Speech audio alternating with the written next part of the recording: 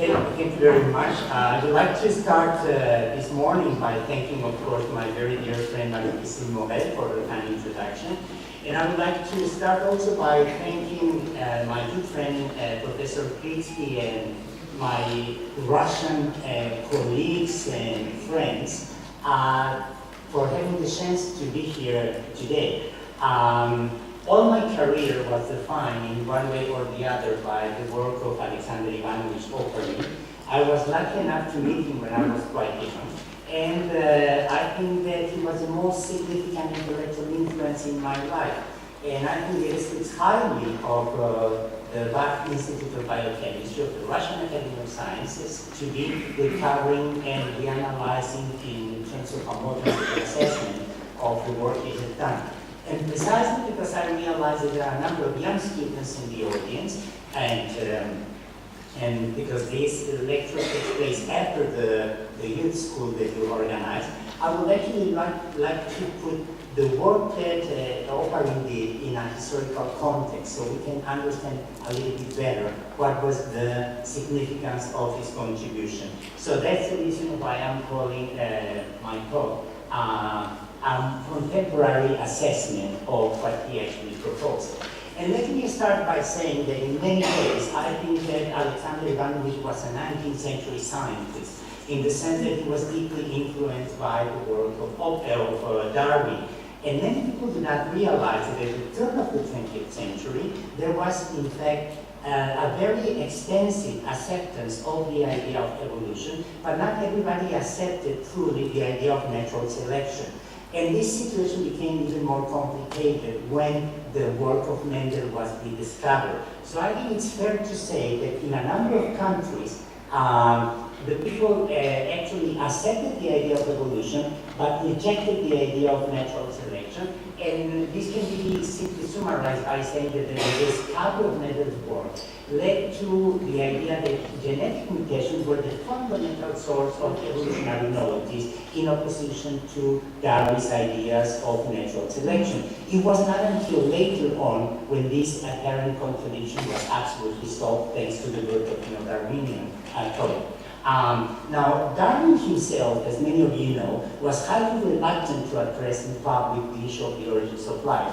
Together with my friend Jeff Leila and Julie Pereto, we were able to find a number of letters and writings of Darwin in which he explicitly comes up with the idea of the famous small little pond long before that he published the famous 1871 letter that was quoted yesterday. But what I think is basically important of Darwinian's ideas was that although in the origins of species, Darwin never touches the issue of the origins of life, he provided the intellectual, the scientific, the biological framework for recognizing that the extraordinary diversity that we see in the current biosphere is actually the outcome of a process of divergence from a small population of ancestors that actually evolved naturally that led to the origins of life.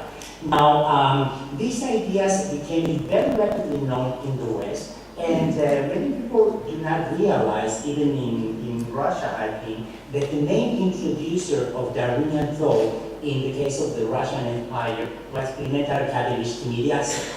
Timiryazev was an agronomer, and you do not need to explain natural selection to agronomers because they're always looking for bigger cows, better eggs in the hens, better plants, and so on. Timiryazev actually traveled to England, met Darwin. There are beautiful descriptions of their meeting together. And Timiryazev, when he came back, immediately translated Darwin's books into Russian. He left the university, the Moscow State University, in 1911 in response to the repression of Minister Kassel against the students. Those of you that have read Boris Pasternak, Dr. Shivago will remember those parts of the book. And he left the university, but being deeply engaged, emotionally and intellectually engaged with the idea of Darwin's work. He organized once a week meetings in his flat here in Moscow, where distinguished professors, researchers, and some very special students were invited. And that was precisely the case of Alexander Ivanovich. He was at the time studying biochemistry under the influence of Bach, Alexei Bach. and but quickly realized that he was deeply, deeply concerned about Darwinian thought. So one can establish what Will used to say, intellectual genealogies. Darwin was the major influence on Tinidiazet, and Tinidiazet directly trained, if you will, Alexander Ivanovich, who's shown over here, in Darwinian thought and methodology. So by the time that Oparin ended up his studies at the university, he had a very deep understanding of the way that biological issues can be tackled using a Darwinian perspective. Now, everybody knows that in 1924, under very difficult conditions, Oparin brought for the first time his ideas on the origins of life. What is less known is that he presented his ideas promoted by Bach in May 1922 in a meeting of the Moscow chapter of the Russian Botanical Society. And once Oparin, I asked him what was the reception of his ideas, and he said, oh, everybody applauded and congratulated me. A few years later, I had the chance to speak with someone who had attended that meeting as a student, and the version was slightly different. What I was told was that all the students applauded Oparin, but the old professors kept a little bit to themselves. They were not so enthusiastic about the theory. What is also important to realize is that the idea of an autotrophic origins of life was very popular among biologists, thanks mostly to the work of Ernest Haeckel, who was a major influence in Russian biology, in Russian science.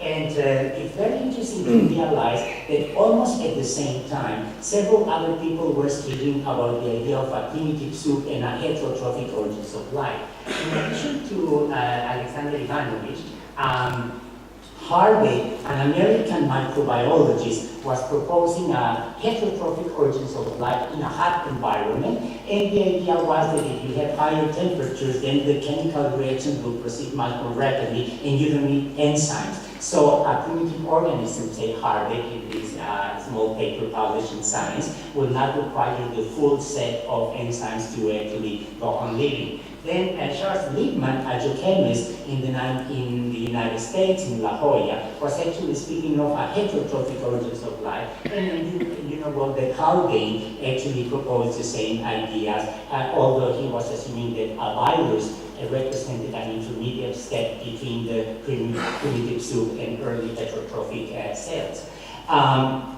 What is fascinating about Alexander Ivanovich's first book, which was actually published in November 1923, not in 1924, but what is absolutely fascinating is for the first time, he not only addresses the issue of the origins of life and proposes heterotrophic origin, but also suggests a program of research. It's not only that he is proposing an idea, but also developing the possibility of coming up with a full research program. And that was later elaborated in an extraordinary way, an absolutely extraordinary way, in a book that he published in Russian in 1936 and was translated into English in 1938.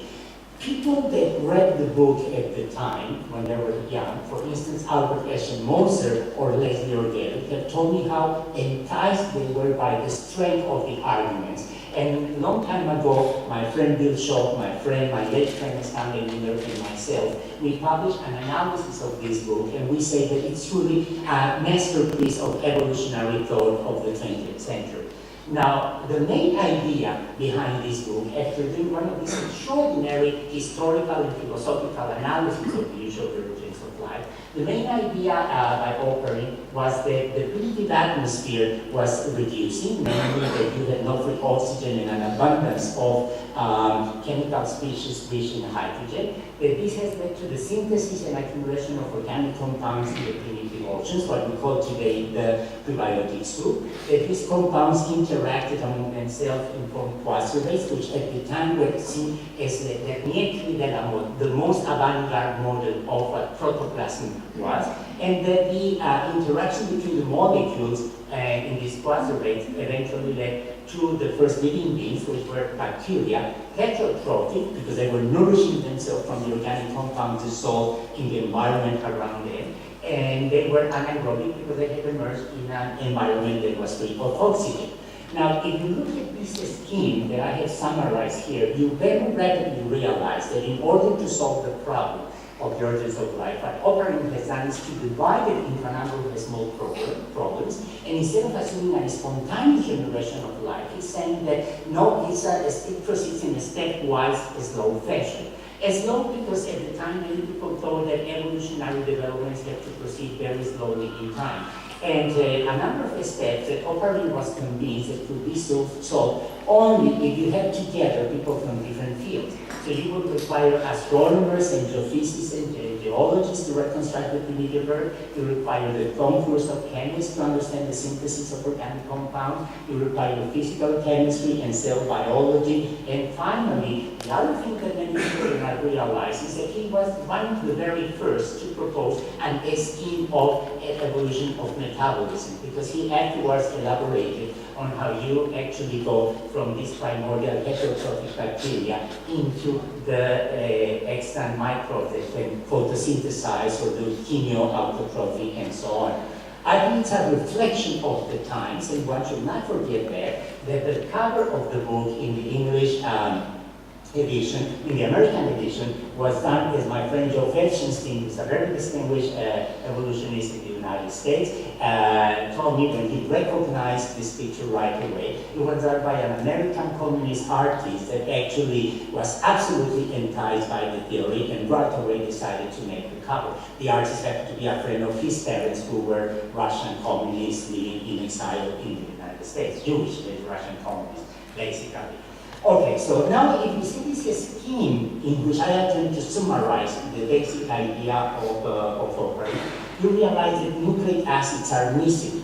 Why? Well, for a very simple reason. If you look at the web, you will realize that when the book was published in 1938 in English, James Watson was in the 5th grade of grammar school, so there was no chance of having the idea of the double helix already around. And secondly, something that is very important and helps us to understand some of the debates in which Alexander Ivanovich was engaged was the fact that his genetics were pre-Mendelian, but he was not unique in this sense. For instance, one may be surprised by the fact that he doesn't speak of genes or nucleic acids, but don't forget that Haeckel was his main intellectual influence in his previous life. And Haeckel had assumed that Monera left all traces of the hereditary substances that we find in other organisms.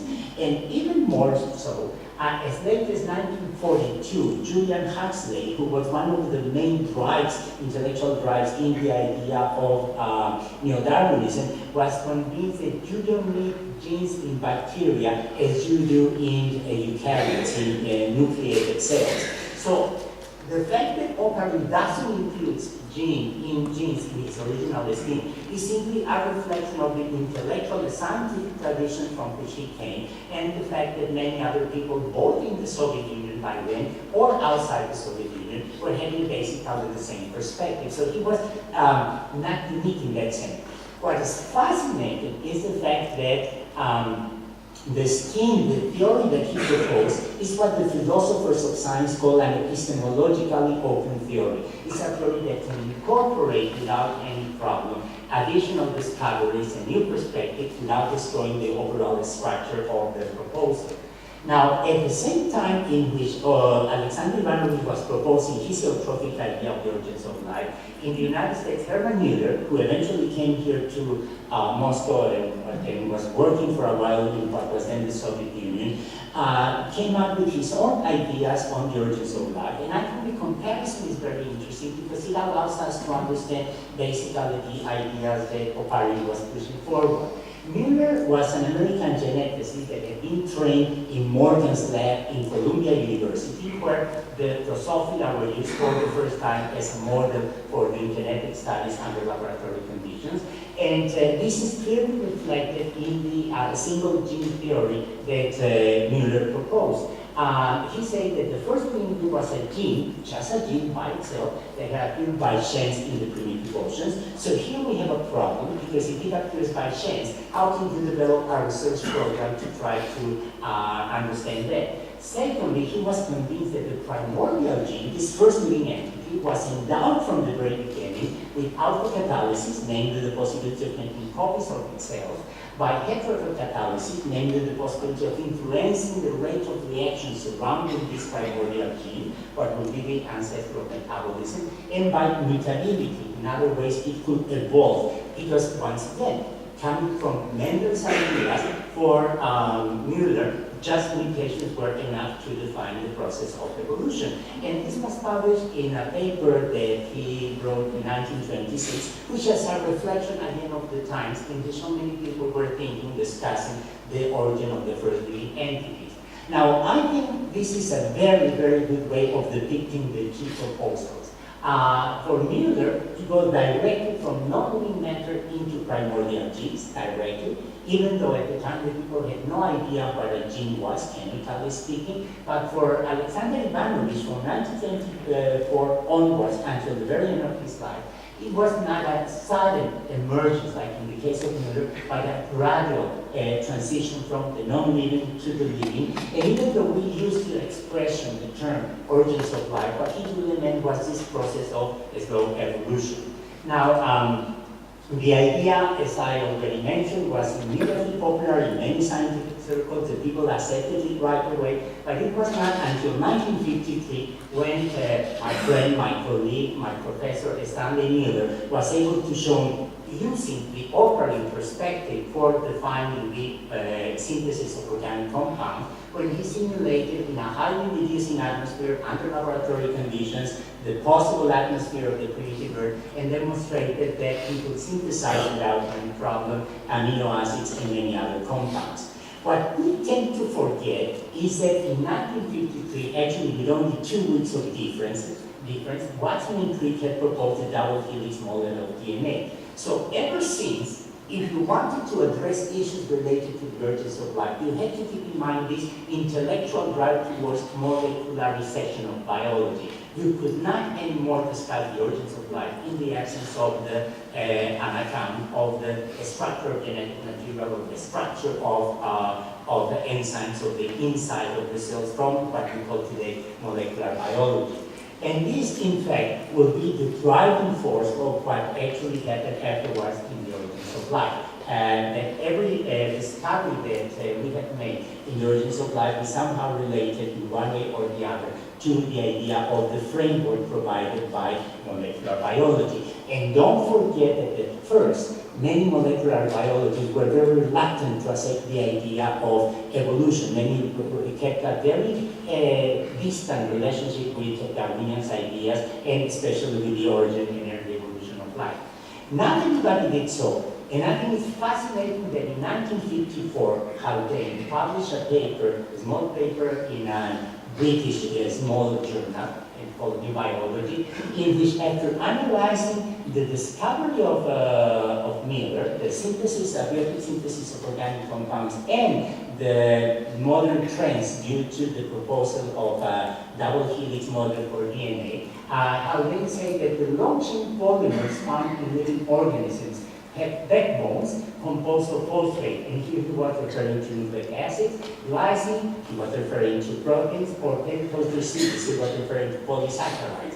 The first seem to be the most catalytically active, namely nucleic acids, and maybe the most primitive. The critical event which may have best called the origin of life was the enclosure of several different self-reproducing polymers between a semi-permeable membrane. In other words, from the very beginning, Haldane put a distance between the simplistic idea that you have a single living DNA molecule, and rather than you require the contribution of many different compounds inside a membrane, which was basically the idea that Oparin was also promoting. Now, I'm not going to describe the synthesis of organic compounds that we can do performing experiments equivalent to those of Stanley Müller. Let me just summarize all more than 50 decades, more than 5 decades of experiments by saying that all the experiments that we had, all the observations that we had from treated meteorites strongly suggest that prior to the origins of life, the primitive Earth was already endowed with a wide array of organic compounds of biochemical significance, and not only proteinic amino acids. We know about 90 different amino acids in meteorites, and we had no good explanation for why some of them were actually incorporated into living entities and some not. So that's a pending question that we should certainly keep into account. There were many inorganic and organic catalysts. An organic catalyst can be proline, for instance. An inorganic catalyst can be magnesium, zinc, or clays, as described yesterday by my friend Enzo Calori. There were many different purines and purinities, as described yesterday by the experimental work of Professor Ernesto Di Mauro, and this opens the potential for template-directed polymerization. And finally, we have membrane-forming compounds. We know that you can extract from meteorites compounds that readily form double-layer membranes, or we can synthesize them under laboratory conditions without any trouble. So the other thing that one has to keep in mind is that the synthesis, the non-biological synthesis, the abiotic synthesis of organic compounds is very robust. And by very robust, Stanley Miller and I meant the idea that you can have a wide range of temperature, pressure, pH, metallic ions, and so on, and nevertheless the yield of organic compounds is going to be very efficient. It's not that we require very specific compounds. We actually can synthesize them quite abundantly under a wide range of conditions, hydrothermal vents, hydrothermal settings, under volcanic simulations with different kinds of reducing or anoxic atmospheres and so on. So this strongly reinforces the idea, strongly in that very likely indeed the primitive Earth had many, many organic compounds available. So I think it's fair to say that although there is some debate, some people say no, the organic compounds came from meteorites or from comets, or some people say no, the organic compounds were synthesized in hydrothermal vents, or no, they were synthesized by electric discharges. I have a very eclectic idea of the way the organic compounds accumulated in the primitive Earth. I don't think we should be concerned about that, but rather we should recognize that you can cook the primitive soup using a wide variety of compounds. In Mexicans are like the Chinese. If it works, it's edible. You can eat everything that's around. And I don't think that we should live differently for the primitive soup. I mean, if you have organic compounds, who cares about the ultimate origin? It's only except for trying to make an accurate reconstruction of the chemistry of the primitive world. So the question really is, how do we go from this prebiotic soup into what is one of the central traits of all biological systems, namely the fact that you have DNA that replicates, but thanks to the catalytic activity of proteins, and proteins, as we all know, are encoded by DNA, and RNA for a long time was seen as the ugly duckling, the poor companion of DNA and proteins in this central process. Well, I think that we have come to realize that DNA does play a very critical role in the origins of life, or at least of the early evolution of life. And quite surprisingly, this is not a new idea. The idea of RNA having a key role in the early evolution of life has very strong roots, some of which come from Russian contributors or Soviet contributors to the issue of the origins of life. And let me first start by saying that people accepted very naturally the idea that RNA genomes were primitive due to a confusion.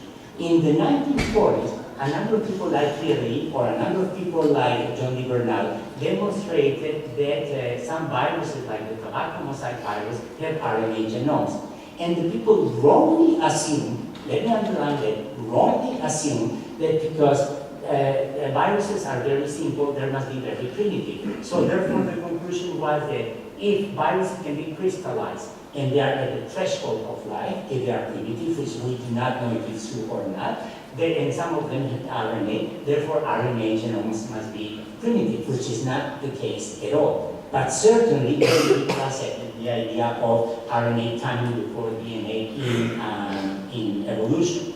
The other thing that people do not realize is the extraordinary contribution of Andrei Nikolaevich Velosersky, there's actually an institute I learned yesterday thanks to my friend Armen Multikhanian, that there is a Velosersky Institute here in Russia, and to the idea of Jean-Louis Auguste Brachet, a very distinguished molecular biologist from Belgium, that both of them realized that if you take the dry weight of a cell, and the information here is from new variability doesn't matter. If you take a cell and look at its component, most of them are proteins, some of them are a structural material like lipids and so on, and you see a big chunk of genetic material, most of which actually corresponds to RNA. And people like Brachet, who at the time could come to the Soviet Union because he was a member of the Belgian Communist Party, so he had no prejudices about collaborating with people in the former Soviet Union, realized that indeed RNA from these arguments and from the arguments of Velosevsky was a major component of cells. And then, when in 1957, the first Origins of Life meeting that yesterday was referred to by my friend Yusuf took place here in Moscow, Velosevsky presented a most extraordinary paper that I strongly recommend to you. It was presented in 1957, it was published in 1959, and here you see the quotes from Velosevsky's work. There is no doubt that nucleic acids play an important role in the evolution of the organic world and metabolic reactions. Yet, both RNA and DNA could hardly arise simultaneously in the early evolution of life. It rather seems that ribonucleotides and then RNA originated first.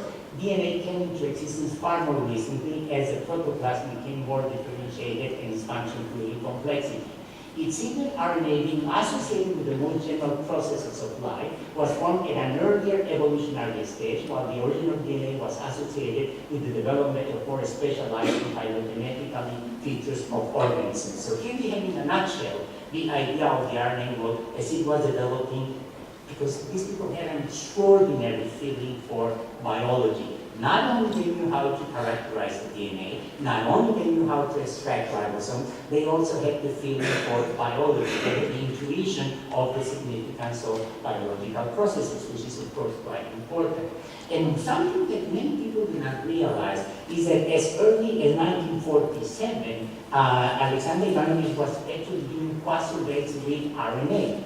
As you know, for Oparin, quasi-surveys were a very significant laboratory model of the structures that preceded the first cells, and he had no reluctance at all to use DNA or RNA in a number of papers that were published as early as 1947. I don't have a copy of the original paper, but this photograph comes from a book that he published in 1968, and you can look at the references and realize that he was keenly aware of the role of some nucleic acid. Now, I think that this situation can be summarized by saying that the road towards the recognition of RNA was paved by the embracement of the idea that primitive life had RNA genomes. And it was the idea that Haldane, Bernal, Curie, Oparin-2014, Brachet, Liebman accepted without any reluctance. Secondly, there were proposals of an ancestral metabolism catalyzed by coenzymes that are actually the derivatives of ribonucleotides. And this is an idea promoted independently, absolutely independently, by Eakin, Handler, or Yerk and White in the United States. Finally, by the late 1960s, the people were very much aware of the key role that RNA plays into the synthesis of proteins, and they were very, very keen on the three-dimensional structures of ribosomal RNA, transfer RNA, and so on. And this led people like Smith, Crick, and Orgel to propose eventually the idea of the RNA world and predict the existence of a catalytic RNA. I think that now this prediction has been fulfilled in many ways. Here you see in every line, in these 6 classes, the ways in which we divide the biochemical activity of different enzymes according to the International Union of Biochemistry. So we have phosphoradicases, transferases, hydrolases, lyases, isomerases, and ligases. And here we have an example of enzymes that actually catalyze, have these different activities. But if we look at the available literature just for RNA, catalytic RNA, you can see that we see ribozymes, catalytic RNAs, that perform exactly the same kind of reaction that every protein does. So clearly, the repertoire, the catalytic repertoire of RNA is absolutely extraordinary and has to be taken into account in our descriptions of the early evolution of life. I think it's quite fair to say that RNA was displaced from this intermediate role into one of the key players in modern biological processes. We know that if you want to have RNA, you need ribonucleotides, and ribonucleotides can be synthesized universally. It's an absolutely universal biosynthetic process using ribose, phosphorylated ribose, amino acid, CO2, ammonia. There are a number of intermediate steps, and if you want to have DNA, you need the exoribonucleotides. And in all cells, absolutely all cells, if you want to have the exoribonucleotides, you have to reduce ribonucleotides. There's no other way to do it. So clearly that this is implying that RNA came before DNA. Ribonucleotides can be used as coenzymes, histidines, and alarmons. I will come to this later. But once you polymerize RNA, you can have coding RNA, as in viruses, as in messenger RNA. You can have no coding RNA, as for instance in ribosomal or transfer of primary RNA, or you can have them in the small messengers like the Argonauts and PBs and so on. But the interesting thing that we have been engaged in my lab is to try to understand the fate of ribonucleotides into going into derivatives with coenzymes, histidine, and alarmons. And let me very briefly refer to the fact that the idea that coenzymes were primordial catalysts, I already mentioned it, was proposed by Robert A. Agin, biochemist working in Texas, in Austin, by Philip Crandall, who was a most extraordinary character. He was president of the United States of the National Academy of Sciences. He was deeply engaged into promoting scientific exchanges with the Soviet Union and China and with the United States. And he was convinced, as many people are, that science is a way to overcome the political and ideological differences between different countries and groups. Leslie Orgel, who was an extraordinary character by all accounts, a major contributor to the origins of life, and Harold White, who as a student also realized that if you look at different coenzymes, you realize that a number of them are actually derivatives of ribonucleotides. So this again became a support for the idea that RNA and ribonucleotides could play a key role in the early evolution of life. Then, if we examine White's ideas, you see that histidine, which plays a key role in biological catalysis, a key role in protein, in enzymes, actually has an imidazole group, and as was mentioned yesterday by my friend and colleague Marie-Christine Morel, this imidazole group is very unique because it is formed during the biosynthesis of histidine, and histidine is the only amino acid, there's no other biological amino acid that has the same property, that is synthesized starting from ATP. So here you have a critical molecule in biological catalysis that can be seen, that was Harold White's argument, as a modified ribonucleotide, if you wish. And finally, one point that we realized recently in my group is that we all know that alarmons are signals of stress, internal or external stresses for cells, and a very famous one is cyclic AMP. But if you look at all the different alarmons that we see in biology, all of them are always ribonucleotide derivatives. None of them is actually at the exoribonucleotide derivatives, and we have a paper coming showing that all of them can be synthesized quite easily without any problem using ribozymes. So it may be that the alarmons are also vestigial components from the RNA world or earlier stages in which RNA was there. So I think it's fair to say that we have several indications of the robustness of the RNA world hypothesis. We have RNAs that copy other RNAs. We know, of course, that in the large subunit of ribosomes, the catalytic site where the peptide synthesis, peptide bond is synthesized, has only RNA. This is the work of Jonah, Tom Stiles, and others. And we have ribosomes that catalyze metabolic reactions. So we have this multiplicity of roles that RNA is playing in extant biological systems. And the evolutionary interpretation is that we are looking at vestigial activity from an RNA world. So I think it's fair to summarize this by saying that we had an extraordinary tradition of organic chemistry, among other places in Russia, with people like Butlerov, who in St. Petersburg was synthesizing actually sugars from formaldehyde. There's a beautiful part in Anna Karenina where she's walking along the Neva, and she looks to a building and says, I wish I could know what's going on in my heart as I could see what's going on behind the windows of those buildings, which happened to be a chemical laboratory where Butler was working. So if Tolstoy had cared a little bit about chemistry, he would have discovered that what Anna Karenina was troubling Anna Karenina was in fact the synthesis of sugar from formaldehyde. We know again from the German tradition that Strecker could synthesize alanine without any problem. Buehler was able to synthesize urea. And by the turn of the 20th century, there were many demonstrations of the non-biological synthesis of organic compounds. And what Alexander Ivanovich did, in contrast to other people like Liebman and Harvey, what he did was to reinterpret the available results and to propose the idea of the primitive soup, the heterotrophic origins of life, and then, of course, eventually we got to the point of when we speak very freely of the RNA world. Now, what do we mean by the RNA world? I think it's important to keep in mind that there are many definitions of the RNA world, and many of them are actually contradictory among them. They have contradictions among themselves.